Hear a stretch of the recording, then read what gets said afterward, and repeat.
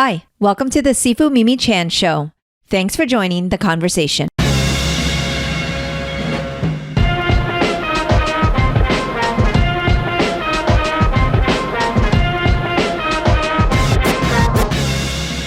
Hello, Lydia. Thank you so much for joining me on my podcast.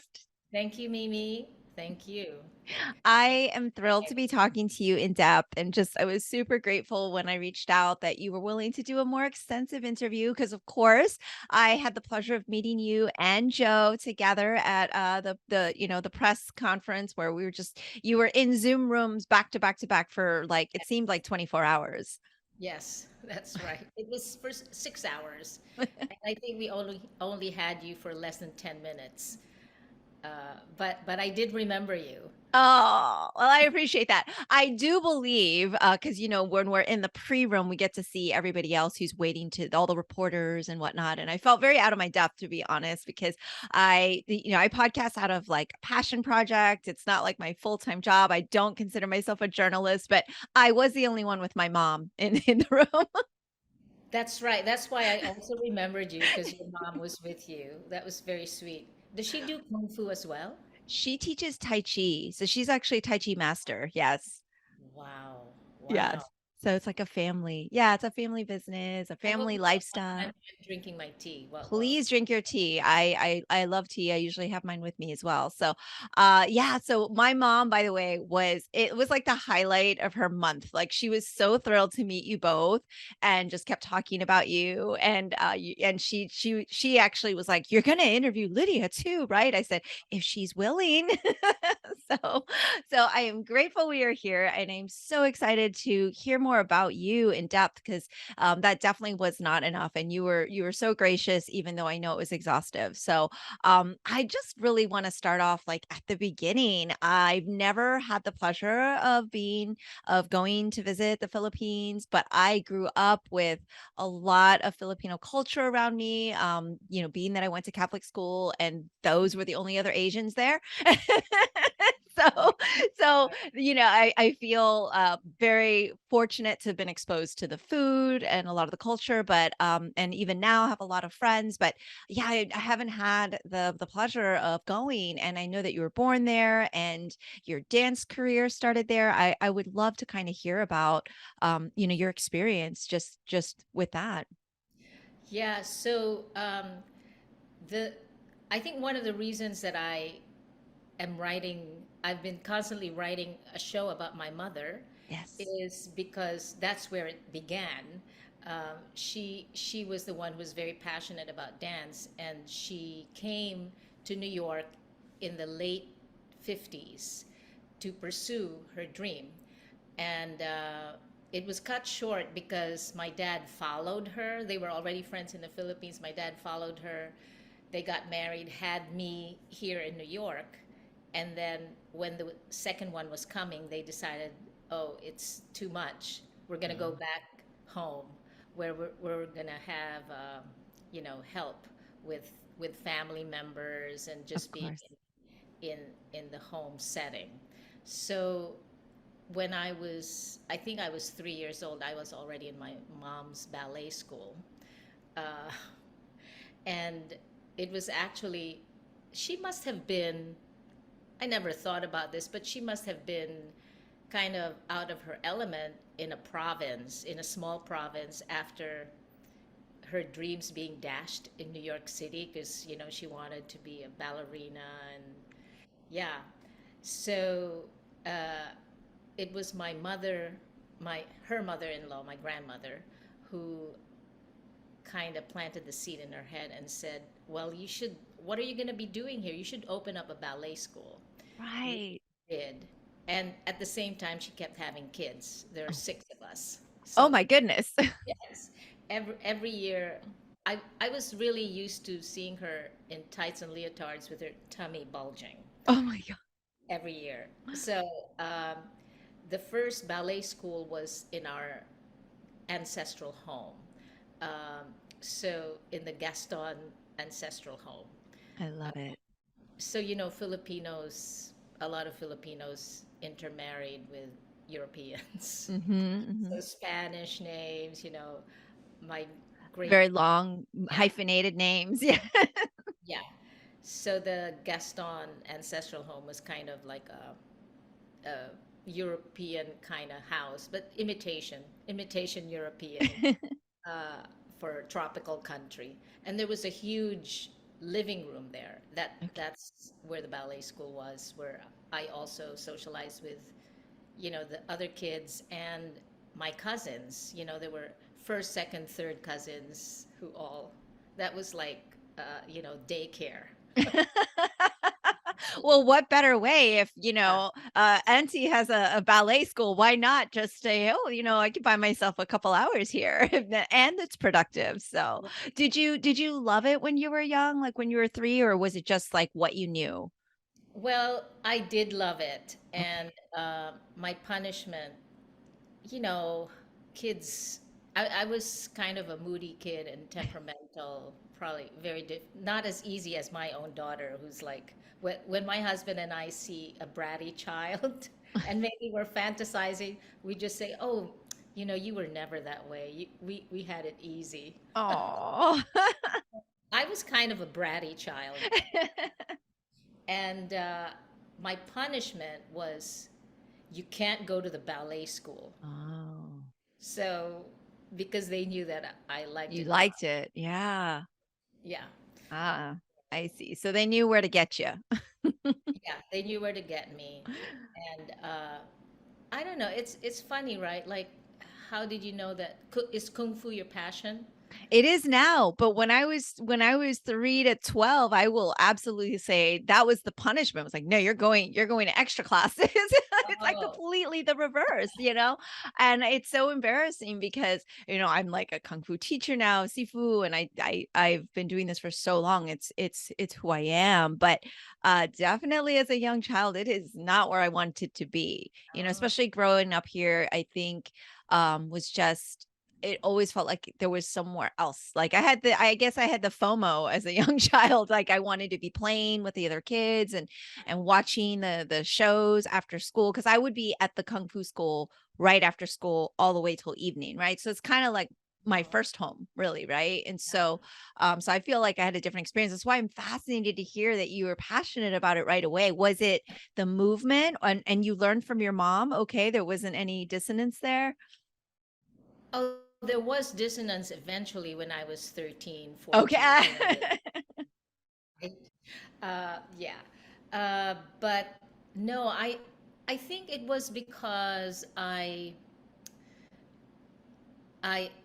I love being with my mom. When you're young, you idolize your mom, and I'm actually just starting to recall that I think that's the real reason, and it's kind of bittersweet to think about it because she already passed away. Mm. Um, but I think when you're a little girl, you really idolize your mother. You look up to her, and it was our time together.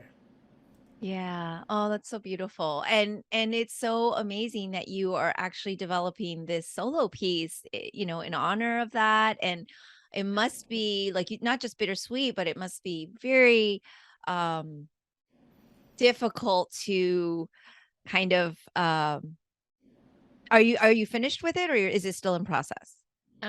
It's still in process because I'm Okay. trying to put in choreography that I can still do because Oh. I can't do what I used to be able to do. I'm certainly not going to put on my point shoes. Forget about that. Uh, I've looked at those things as torture devices. I've seen other people wear them and I think, "Oh my goodness." Well, I was going to say that it must be difficult to kind of like finish it because there's like this idea yeah, of wanting it to be perfect or this idea of like making it just right, especially because how much you've shared already that it was so meaningful. I mean, I'm very moved right now. And so and being that I directed a film about my father and he's my teacher. So I'm feeling very connected to you right now, Lydia, like doing, our art since 3 and just like it must be difficult though to kind of like say, okay, I've finished it. I'm there and it's ready to go because as an artist, I feel like that's also something that's hard to say like when do we say okay, we're sure. done. Like Yeah, we have to move on. right. but that's a good thing to remember. When you move on, you channel it into later projects because you're constantly evolving as a person and learning Yeah. about yourself and other people. So definitely that it's a good motivating thing. Like finish it, you know. And I did do a staged reading of it. I was gonna send you the. It is on my website, but I'm not happy with the sound. It's not very clear. Um, so I'll do a better tape next time. But that that presentation was actually quite successful. Okay. I like that was the last time I did it in May. So and then the next thing, for theater, you find grants so that Mhm. you can do it at a space and get an audience. Yeah, well, I love any excuse to go to New York City to eat and watch shows, and so, please keep me on your list and let Yeah. me know when this is gonna happen 'cause, it would just be, like, incredible to watch you and see that solo piece. I'm really looking forward to it. I Oh, know it's thank gonna be you. amazing. Thank you. I also want it to be funny because I think my mother was very funny. So again, watching the film, I was it's I'm telling all my friends in my hometown, and it's showing there in day after tomorrow. I'm telling my friends and a lot of women who've studied with her. I said, well, when you see it, you'll just see my mom. That's Oh. my mom. And I love that. I mean, it must be absolutely thrilling to have been a part of Easter Sunday, but also what it's meant to so many people worldwide. I can imagine you've been getting quite a response.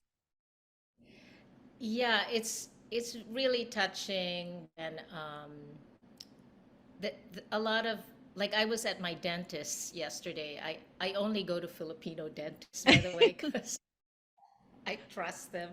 Uh, so her secretary uh, she's young. She was kind of shy, and she said, we saw your movie. I brought 10 of my friends from church. I dragged them to the movie theater, and she said I really identified with so many things. I love the box, the balikbayan box, and karaoke.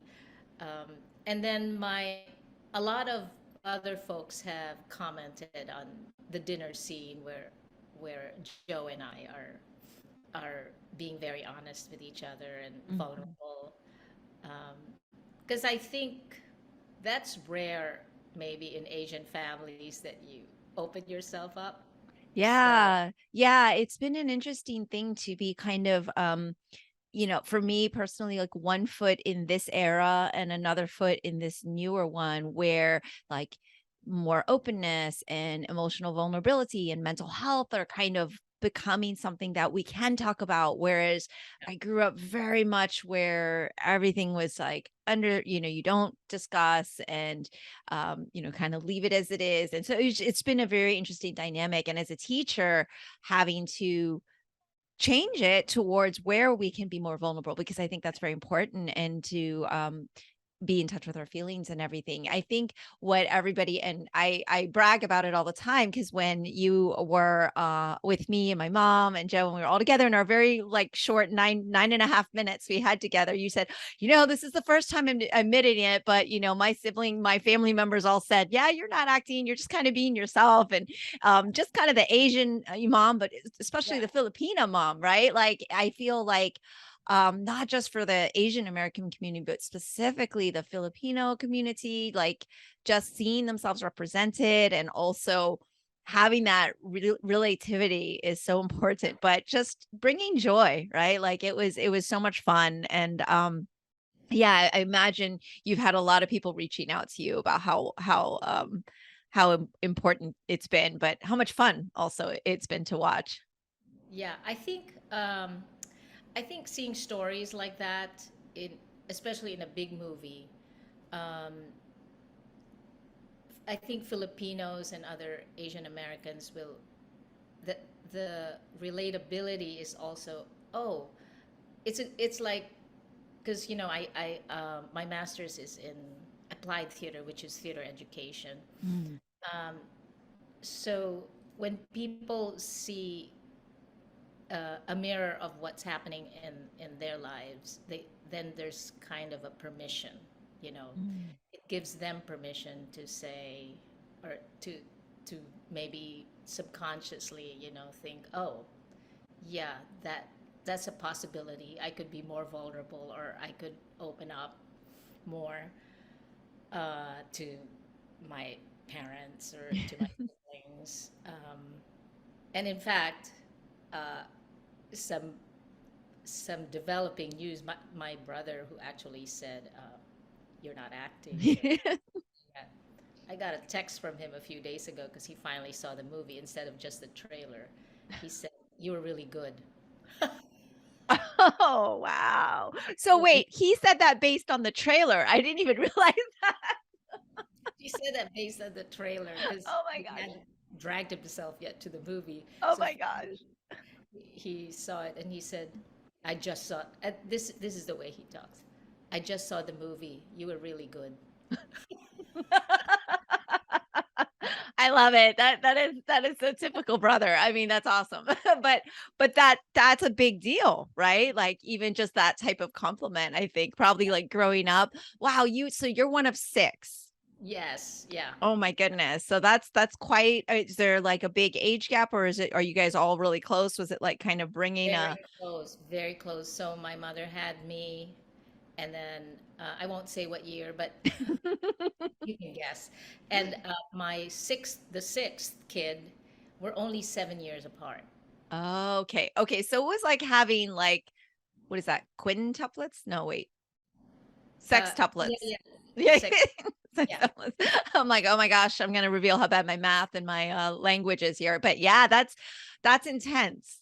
That is yeah. intense. Did everyone do ballet or just you or My sister also. okay. The picture that I sent you with my mom and myself Yeah, in beautiful. ballet outfit. There's one of the three of us when she was only like 6 years old, and she's kind of toothless and what. She's also in that picture, but I can't find. I have a huge picture of it that's fading, but I couldn't find a small one. But Okay. she actually she pursued dance farther than I did, as Oh, far okay. as, in fact, she danced with the Hong Kong Ballet. She dan- Wow. we both danced for Ballet Philippines. Then she Hmm. danced for Hong Kong Ballet and in Tennessee. Um, some she danced there too, and she's also danced in Connecticut. She's a Pilates teacher now. Um, I think, when we're with each other, I think we remind each other of our mom, because her manner of teaching she's very strict and very, Hmm. exact. I don't think I'm that way. I'm like more. She is like my mother a lot, but she actually really pursued it much Okay. farther than I did. Yeah. She she was scared of going into acting or singing, uh, but she also did one musical, The King and I, which Okay. many dancers Hmm. do. Hmm. For me, it was when my first King and I was with Yul Brynner. Um, Only the older generation will know who he Oh, is. I know who Yul Brynner is, and that I've seen all the King and I's, Rex Harrison to Yul Brynner to yeah, Uh, oh yeah. I'm a big musical Broadway fan. My mom educated me well. We watched a lot of that growing up. So yes, that's amazing. Yeah, so a lot of dancers then here in New York, when we were out of a job, they would go, "You should just do the King and I. It's a lot of money. You can do it for 6 months, save it up, and go back to concert dance." Uh, Right. so I did it for about a year and a half, actually. Um, and so that's how I got my equity card. But my sister Nicole, she also auditioned for The King and I, and she did do a few, but she would get scared every time because she would come in and they would say, "Oh, do you sing like your sister?" And she would get all nervous. which was unfair, of Of course. course, yes, yeah, everyone has different, fortes and everything, and so But go ahead. you were also singing from a young age as well? Yes, my mother was such a stage mother. She had me study a lot of things, Wow. including singing. And this is another story. I have so many stories. I love it.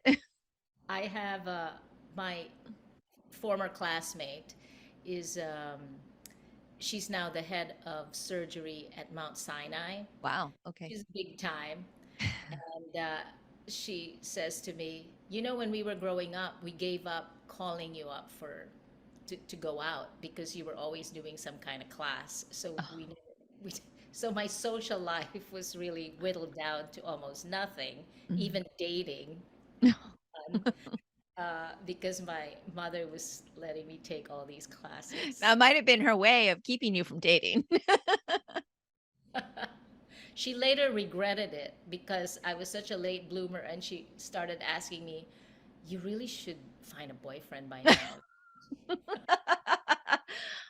Always wanting it both ways, right? Because she got married, it was really a phobia of hers because her career got cut short, Right, of course. right? Yeah. But she must be have been very proud of the fact that you continued the arts and in such a successful way. She did. She saw me in West Side Story when I did Nice. Anita, and that's such a fabulous role because young Yes. dance.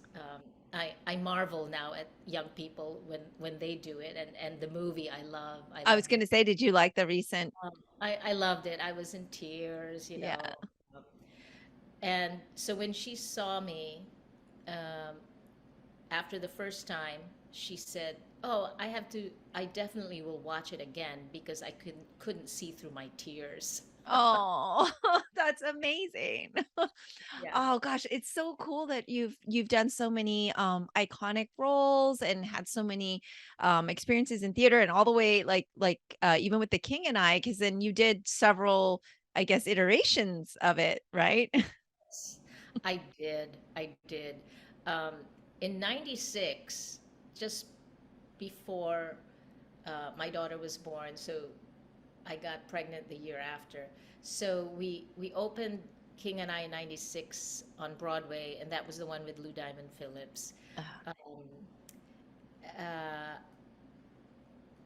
since I had done King and I so many times, including also I did Jerome Robbins Broadway, where there was a King and I portion, okay. since Jerome Robbins choreographed that. So I had done the lead character in the ballet Eliza. I knew most of the dance parts. So they gave me the assignment for the 1996 Broadway revival. I was a cover for Lady Tiang, the Mhm. first wife, Mhm. um, and a cover for the singers and the dancers. So Oh, I, wow. um, as a chorus member, so I was still a chorus member, but I had all those responsibilities. I Mhm. was a swing, an internal swing they call, but it was very good pay because I had all those jobs. Yeah. So one day everyone got sick, and it wasn't the pandemic, but just everyone. When you're in a huge cast like that backstage, Mhm. and theaters in New York are they're old. They're constructed 19th century. It's so small. If one gets a cold, you all get a That's cold. every Yeah. So there was one performance where everyone was out or on vacation. Uh, the Lady Tang and the other understudy were out. There was there was only one singer left, and so I did both Lady Tang and the singers, and I had to change costumes. I was gonna say, that sounds very hectic. They Oh, always say you never know what's going on behind the ballet or behind the theater. Like, it's like everything out front looks amazing, and together backstage, it's like mayhem. It it's sounds like yeah. Um, but now I can't even. I was really young then, like I could just throw anything at me, I'll do it. Now I'm like, oh, maybe I won't do it. But how incredible to have been able to play I was gonna say that sounds like you had to play multiple roles, and then you ended up doing just that, but, how fun also that Lou Diamond Phillips has actually you've come full circle. He was he's so good. He was so much fun backstage. Um, always game with anything. He loved the kids. Also, that year when I got pregnant, his wife at the time also got pregnant. Okay. Um, he has twin daughters, and so they're the same age as my daughter. And this is a phenomenon in King and I's. I remember when I did the Yul Brynner one, the older, the slightly older women than me were getting pregnant, like one after the other. And the same thing happened in 1996. Oh, Uh, wow. I got pregnant. The girl down from me got pregnant. On the other side, she also got pregnant. So our kids are all about the same age. So when you have reunions, usually there's a second and now third generation because the kids in the show now have kids. So we're like Right. grandparents at this point. Oh, that's so special though, incredible, and so you were born in New York, then you moved over to Manila, and then when To, did you make your I didn't grow up in Manila. Oh, you I didn't, grew okay. up in the Visayas region. It's Okay. near Cebu. I grew up in Negros Occidental in Bacolod City and also another smaller town where my grandparents were. I see, I see. And that's where my mother had her ballet school in Bacolod City. Okay, okay. A lot of her dancers would, including myself, move to Manila to join Ballet For Philippines. So the okay, that for was the like ballet. a move. Yeah, yeah. Yeah. I see, I see. Was that, like, daunting, like, going to because you were still a teenager at the time? Yeah. So Ballet Philippines is still in existence, but now it's changed hands. So the old Ballet Philippines now has their own company with the original founder. So the original founder, Alice Reyes, she came back from New York. She got to the Philippines, and it's a long story. Her family was very close to Imelda Marcos, the first lady at the time, Okay. because they had taken care of Imelda Marcos as a young girl. When she Oh. was a teenager coming to Manila, the sisters and the mother took care of her. So Imelda Marcos gave her the cultural center of the Philippines, and that was our home. That was the Oh, home wow. and of Ballet Philippines. So it was daunting, but it was very exciting for a teenager to go to the cultural center of the Philippines, take their workshops, and then Yeah, eventually become a member of the company. So yeah. um, it was, yeah, it was very exciting for a young girl. Uh, Mhm. and it wasn't good for my high school years because I started failing because I was so Oh. into ballet. And before that, I was like an A student. But Right. Well, but you're doing so many things, right? Oh my gosh. And so priorities really changed. yeah, yeah. Well, I mean, and so nowadays, like you can do both, right? Like there's schools that are Yeah, specifically geared towards you continuing yeah. the arts and then having your academics. And so when did you decide to go back to New York and do your actual Broadway career and I think my mother decided. oh. Well, actually, she did again. She always talked about it. She would Mm, always say, "When you go to New York, you're going back to New I York." see. So for me, Manila was just a stepping stone as to go towards more professional. But really, Ballet Philippines was already professional level. We got foreign teachers there. We got teachers from Europe, and we got very good training. And Alice Reyes had been trained in New York as well. She came here on a Fulbright scholarship. She was very knowledgeable, and she was instrumental really in Mhm. kind of changing the face of dance. It wasn't just classical ballet because she was modern dance trained. So I was well prepared when I came to New York because I had both modern dance and ballet. Right. But what I was confronted with when I came here in the late 70s was it was still very white, the Mm-hmm. ballet companies. And I have this in my show, and it's pretty funny because the dance director, he said to me, well, you're very strong, but you don't, we can't have you in the company. You're not tall, you don't have a long neck, your thighs are a little thick. Uh, so I was like 90 pounds. I was, I was Unbelievable. really skinny. So, and it just, then I would look at all the ballerinas and think, oh yeah, he's right. I'm not white. Then it really affects your image, your Your self-image. self-esteem, yeah, Yeah, 100%. yeah, yeah.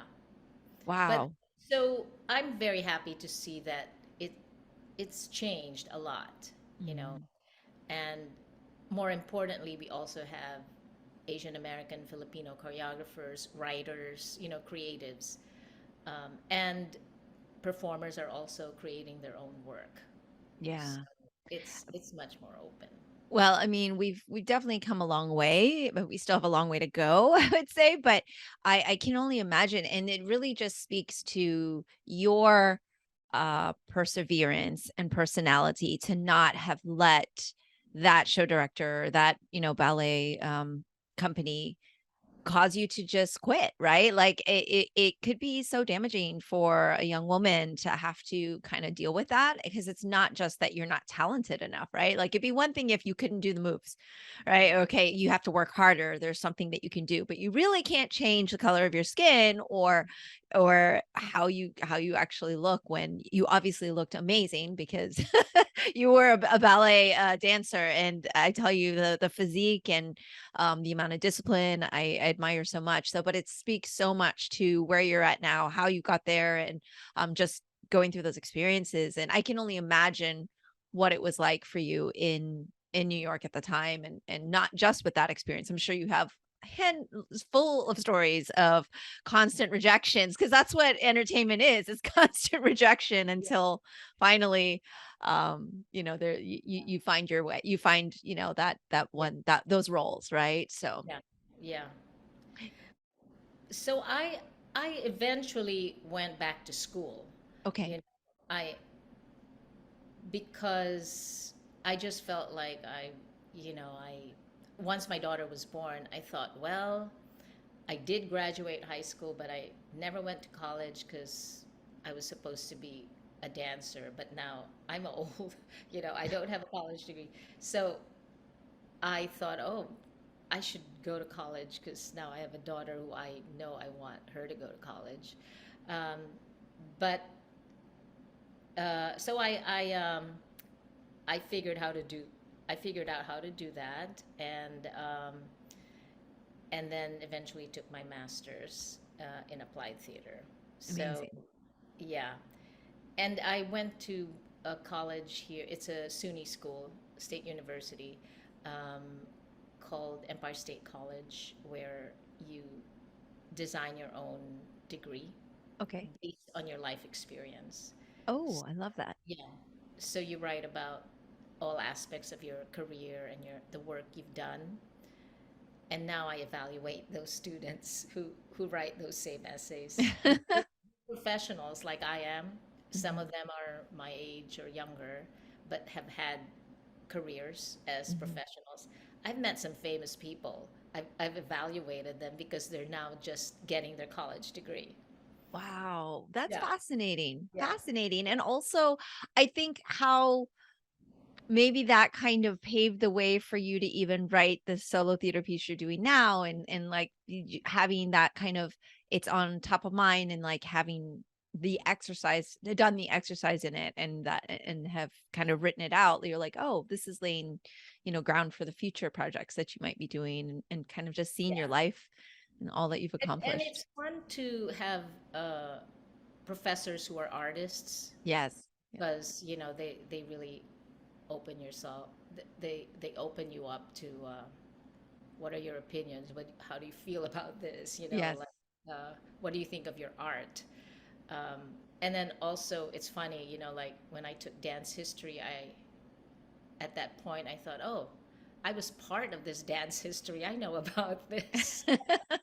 It's considered history, but I was there when this happened, or Exactly. my mother was there.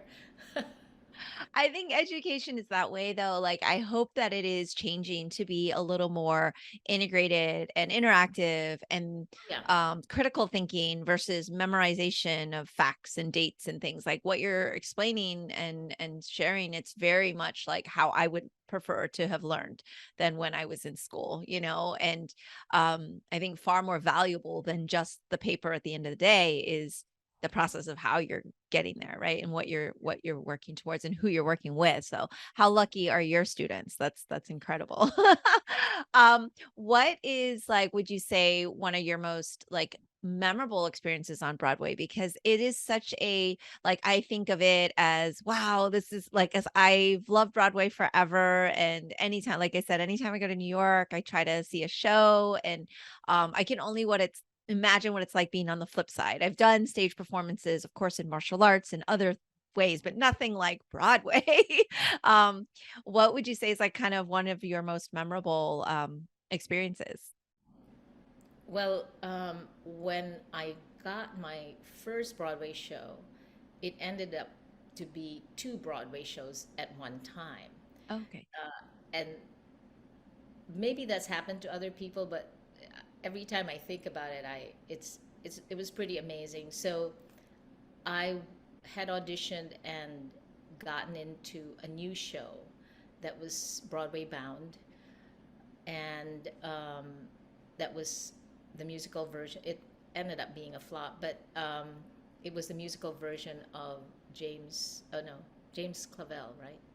James Clavell, Shogun, Okay. uh, and so I got the show. Then I auditioned for Jerome Robbins Broadway, which was getting, it had been running for almost 2 years and getting ready to go on tour. And they were still going to be open for another 2 months on Broadway.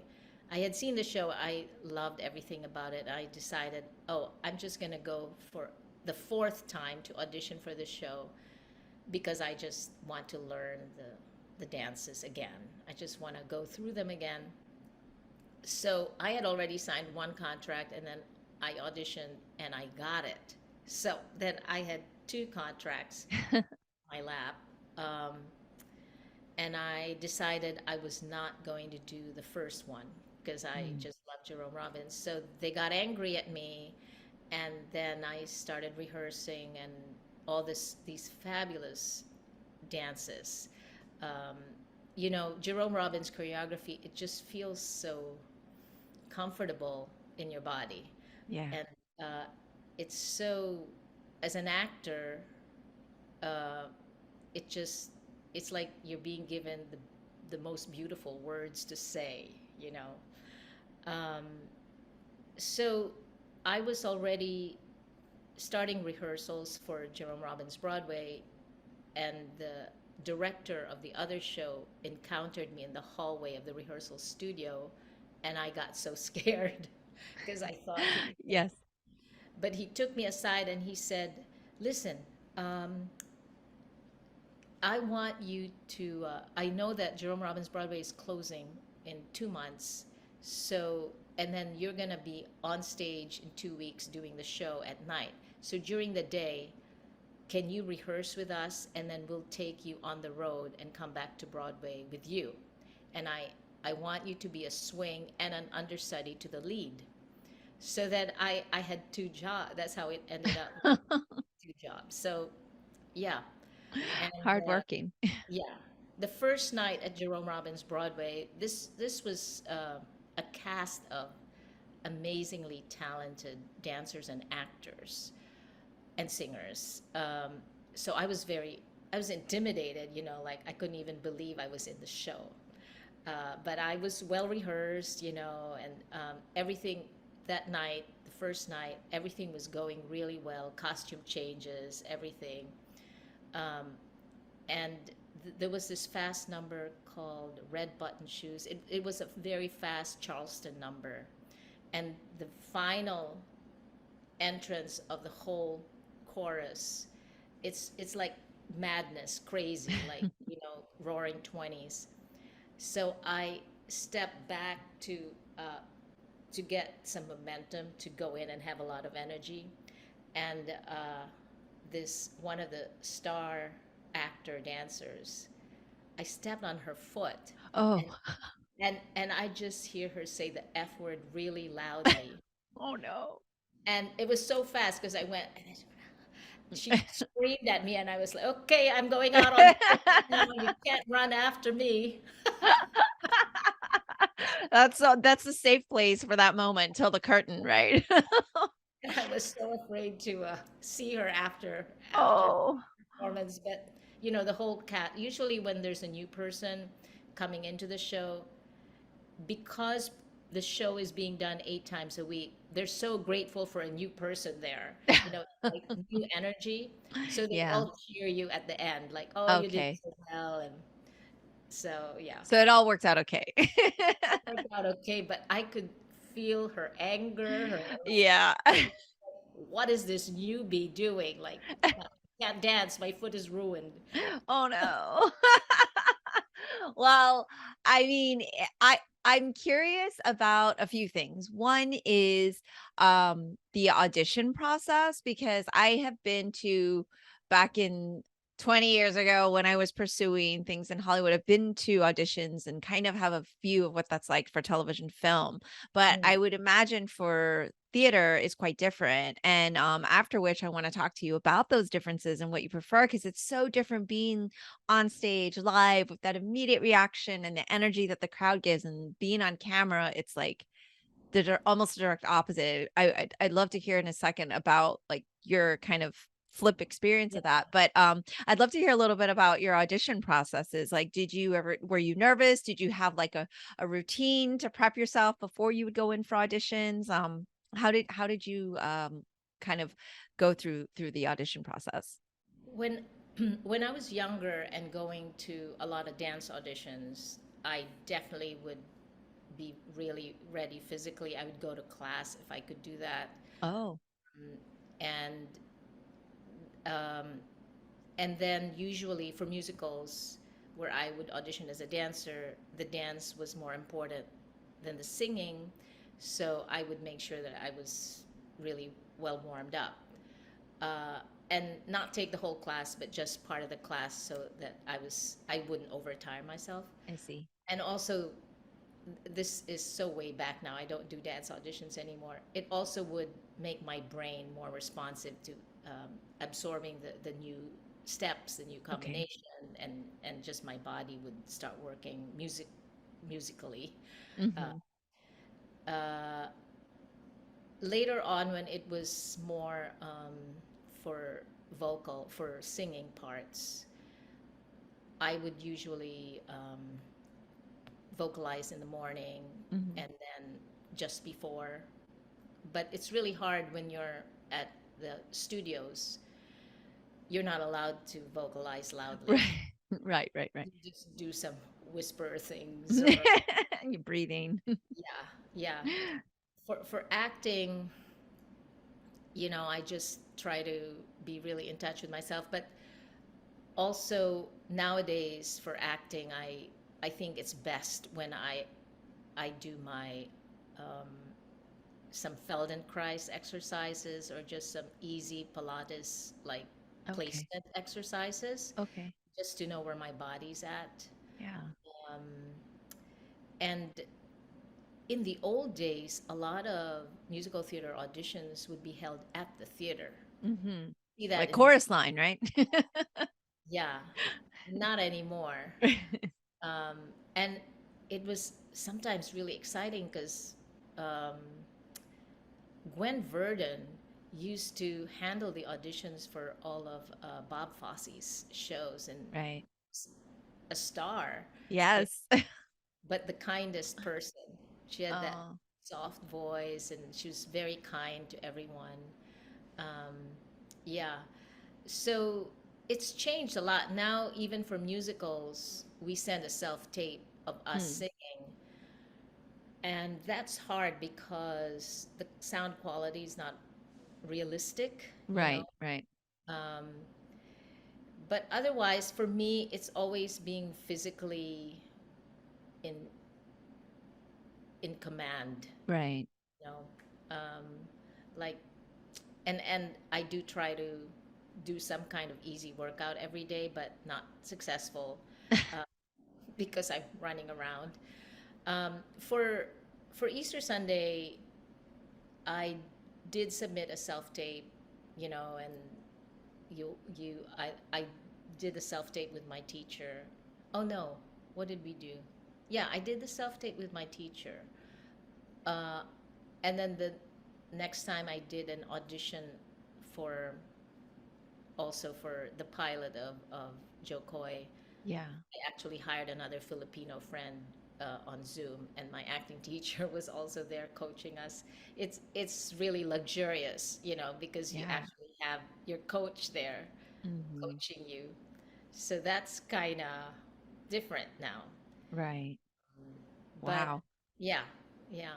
And do you have I mean, really, you are a live performer at heart. Like that's what you've done your whole life. How did you enjoy I know you've done other films, like this is not your first time on camera, but it's a very different thing. And I often hear stage performers who really don't like doing film very much because of, I guess it is that they like to have that energy from the crowd and the audience, and there's some synergy there, right? What do you prefer? Or do you have like a certain feeling towards it? I think a lot of theater actors miss the continuity in film because it's so, you know, there's takes and Yes. you do to tape it in sections. So it's a different, well, it's not really a different technique, but you have to hone in on the technique of being present right away for that shot. Yeah. Um, And it's not always sequential. Correct. So Yeah. it's never sequential actually, but And I think both are interesting and have their benefits. For film, it's more the performance itself is not your own. You know, you have to adjust to what the angle, where um, you can't be roaming around. You know, you have to keep your mark, uh, Mhm.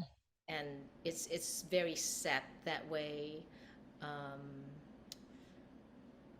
and as far as the films that I've done, I haven't been, you know, I don't know how, for example, John Cassavetes used to do his films where it looks so improvised. It's very interesting, and Mhm. it looks like they could go do whatever. But it's actually interesting now for me to think about that. Um, but I find that in film, I really have to be aware of where the camera is, what Mhm. is, you know, I have to not turn around so much, Right. you know, so it kind of stifles your natural instincts. Okay. Then you kind of adjust, Right. which is, you always have to do some kind of adjusting because it's acting. Yeah.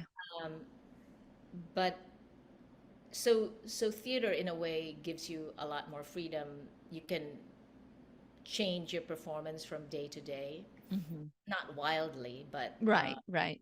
you know, you can experiment that I way, see, I see. and it's exciting that way because you don't know what's going to happen that night. You know, Right, right. There's like a flexibility yeah, and a like spontaneity even. how's this person gonna say this line to me, and how will I react? Yeah. So that's exciting to me, and it's the same as, you know, dancing with a partner. I used to love dancing with a partner Mhm. because even though the moves were set, there's always a way that they might touch you, or um, just the way they suddenly, you know, it's just so beautiful. I miss it. I can't do it anymore, but I'm sure that's not true. There's always a way to like you don't need to be like thrown in the air or anything, but I'm sure that you would be fabulous dancing with a partner to a a routine that you choreograph and it would be amazing.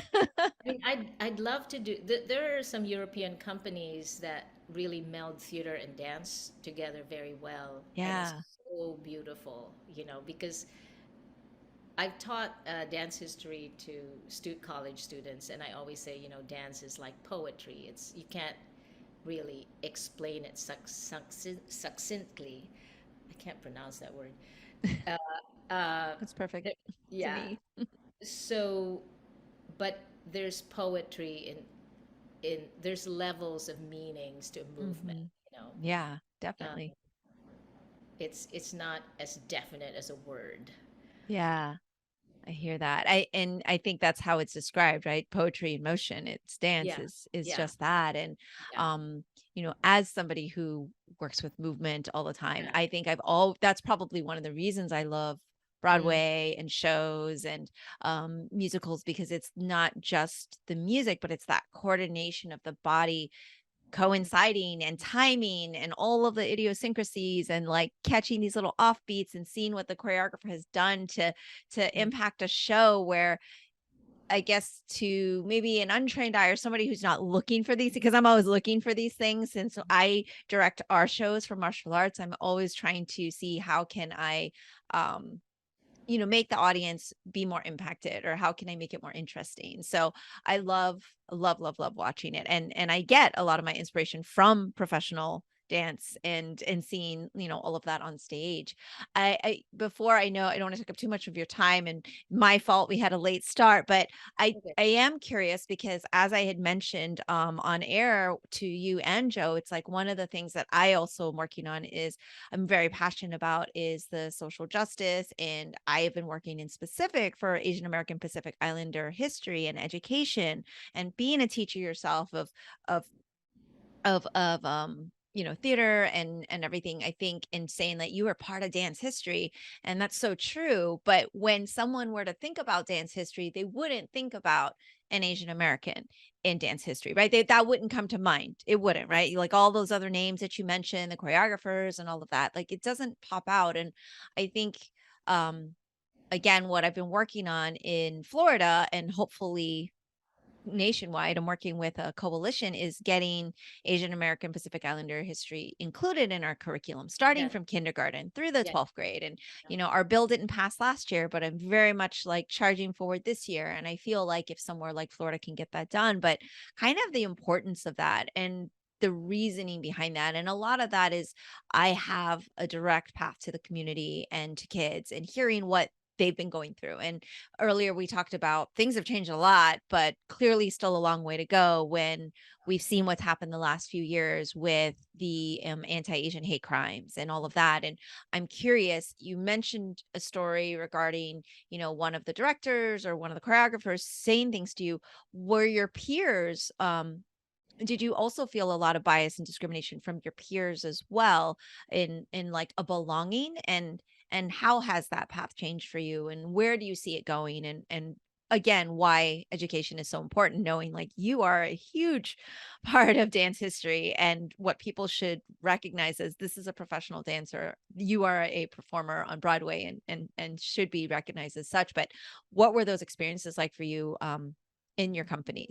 Do you mean like peers that I worked with? Yeah, that you worked Not with, because necessarily. obviously, like, getting into shows was a challenge because you weren't the right part, or you didn't look a certain way, or you weren't, white, like you say, basically, they straight out told you, but what was it like when you did finally, get into places, or did you feel a sense of belonging because you were all dancers, or was there still a lot of, discrimination and, like, just kind of prejudice? The easiest show to get into as a musical theater performer was always The King and I, uh, during my time, and then Miss Saigon. Um, so with that, the the ballet teacher director who told me that they didn't have a place for me, he said his solution was go downtown and join the modern dance companies because Martha Graham, um, used a lot. A lot of her work was created on Japanese dancers, Okay. and in fact, Yuriko, who recently passed away at 100 and something years old, she Wow. lived a long time. She was the original Eliza in The King and I that Jerome Robbins um, choreographed on her, and she created a lot of. She collaborated with Jerome Robbins as the original Eliza. Um, so it was the modern dance companies that were more open. Um, I tried Europe because I could see that Europe had more of a diversity in dance. Um, for musical theater, once I started auditioning for musical theater, I couldn't audition for roles because most of the roles were just for Caucasian. Um, but I could be in the chorus I because see. and I was a strong dancer. They put me in there. And then West Side Story, there was an opening because I could pass for Puerto Rican. Um, the um, the Alan Johnson, who was in the original cast of the old West Side Story in the 50s, he was the person who was now restaging and choreographing all the West Side Stories. I auditioned for him many, many times until he was convinced that I could actually, as an Asian, I could do um, Puerto Rican. I don't know how that would go over now, but I feel like Filipinos are Hispanic, and I never doubted when I grew up with the music that I could do the parts in it. So Right. he did hire me eventually, and I was understudying Maria, and so I was able to do that part. Um, so but I would say that the person who ended up mentoring me, because she hired me for her modern dance company in the mid '80s, was Rachel Lampert, who eventually also became a playwright and director and became very involved in theater. And she ran a theater in Ithaca, New York. Um, so she was very interested in me as a dancer, but we also acted a lot and spoke in her pieces. So I feel like she really saw me in a different light, and I started seeing myself in a different light. She had a difficult time with me because it was again like a mother-daughter relationship where she believed I could do certain things, and I was like, well, I don't know if I can do that. But she pushed me to to make to take some risks. Um, and in fact, when she was auditioning for dancers, she was looking for a male dancer. It didn't have to be any. It didn't have to be a particular race. Um, so she was looking for a male dancer, but she saw me in dance class and she said, "Why don't you come to the audition?" So I was the only female there, and she ended up hiring me. So Rachel, I know I'm gonna talk to her. She grew up in Brooklyn. She's Jewish, and when I learned so much from her, like about everything. So the way she was brought up by her parents, who were very liberal Jews in New York, um, she said, yeah, New Year's Day was always Chinatown. That's where all the Jewish people went. Yeah. Chinatown for dim sum. So she grew up in the kind of New York that was where she knew diversity, Mhm. Mhm. and we toured in the South, in the Southwest, where we encountered a lot of this weirdness, but it was fun to learn and very strange as well. Mm. So I would say that that experience in the '80s really opened my eyes, and yeah, um, I always felt that I had to prove myself a little harder than if I weren't Asian or brown. You Mhm. know, I had to sing really well, dance really well, act really well. Yeah. Yeah. Yeah. I can imagine. And I mean, the competition already being fierce. And then on top of it, what is perceived as another barrier, right? Like what they've put up as a barrier in terms of like getting the work. And now roles are a little less defined, except for when they are specific cultural roles, right? But now it's like a woman next door could just be any woman Yes, next door. yes, It doesn't have to be like what it always was yeah, traditionally, quote unquote. And like you said, though, something very specific that's like cultural, like West Side Story is a little different, but I feel like hopefully we see, those roles kind of also I mean, more roles being open to diversity and everything. And we are seeing that. Like in the last 5 years, it's like definitively, finally, I think we're turning that corner in film and seeing films like Easter Sunday stand on its own as having a, a diverse cast and having yeah. a mostly all Filipino cast. That's kind of incredible. So I could spend hours more talking to you about all these Broadway stories. I'm like, I want to hear more about all of the people you work with, because I'm just like, we didn't even get to Miss Saigon, but I definitely want to let you on with your day. I'm gonna like somehow secretly sneak into your classroom and just like sit in the back and try to learn.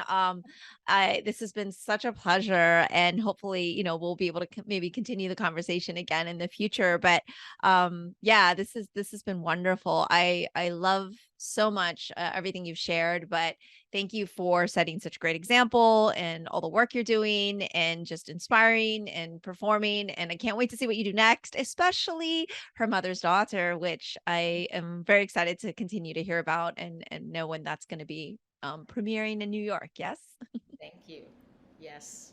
All right. This is a bonus to our episode.